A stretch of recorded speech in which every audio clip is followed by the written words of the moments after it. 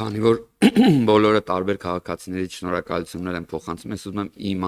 անձամբ իմ շնորհակալությունը փոխանցել, որովհետև երևի իմ երեխան առաջին իսկ շահառուներից եղավ այս համակարգի, ում վիրահատեցին, քույրաղիքը վիրահատեցին իմ 5-ամյա երեխայի, ինքը վիրահատությունը կարծեմ 400,000-ից ավել էր, բայց ես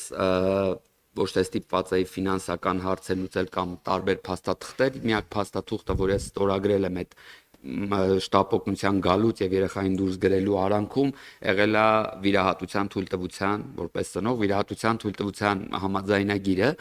այն հոգատարությունը, այդ հիվանդանոցային պայմանների բարելավումը եւ այլն ես կուզենայի արձանագրեի ու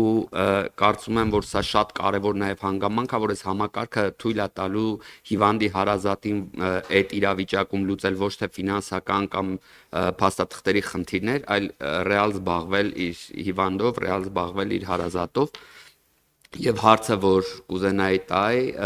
տեսեք, իրանք տարան շտապօգնության, բայց մենք ունենք բուժ հաստատություններ, որոնք չունեն պայմանագիր հիմնադրամի հետ։ Ես ենթադրում եմ, որ շտապօգնությունը առաջնահերթություն տալիս է այն բուժ հաստատություններին, որոնք ունեն այդ պայմանագիրը հիմնադրամի, եթե հիվանդը ինքը չունի նախընտրություն, ես ճիշտ եմ հասկանում, թե չէ, էլի, որտեղ կարծում եմ տենց պետք է լինի։ Ուրեմն մեր շտապօգնության գործնեության մեխանիզմում սկզբունքը դրված է այսպես, որ պացիենտին տեղափոխում են ամենամոտ բժշկական կենտրոնը, որովհետև այստեղ էլ մենք այդ խնդիրը ունեցել ենք, որ եթե դա հատուկ բացառություն չէ եւ մենք դա էլ ենք սահմանել, որ օրինակ անձը ունի սրտի որևէ խնդիր, որ նախկինում մի բժշկական կենտրոնում է ստացել եւ կարիքը կա, որ անպայման վերադառնա նույն կենտրոնը, ապա այո, մարդը եթե շտապօգնության կարիք ունի, ուրեմն պիտի նրան տեղափոխեն ամենամոտ բժշկական կենտրոնը։ Պարոն Պասիլյան, ես ձեզ ասեմ, մանավանդ մանկական ծառայության եւ հիվանդանոցային շտապ դեպքերի առումով մենք Երևան քաղաքի եւ մարզային բոլոր բժշկական կենտրոնները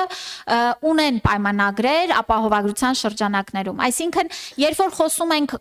առանձին կլինիկաներ, որոնք որ այո կարող է դեռ չունեն, որովհետև հայտերը դիտարկում ենք կամ հետագայում չեն ուզի պայմանագիր ունենան, դա շատ սպეციფიկ նեղ պլանային դեպքեր սպասարկող բժշկական ծառայությունների մասով է, բայց ընդհանուր առմամբ, ինչպես նշեցի, մեր Հայաստանում արկա փաթեթում ներառված ծառայություններ ապահովող մեծամասնությունը, ճնշող մեծամասնությունը այս համակարգում ներառված է լինելու։ Հավանիչ տեսանյութը եւ բաժանորդագրվիչ նորությունները բաց չթողնելու համար։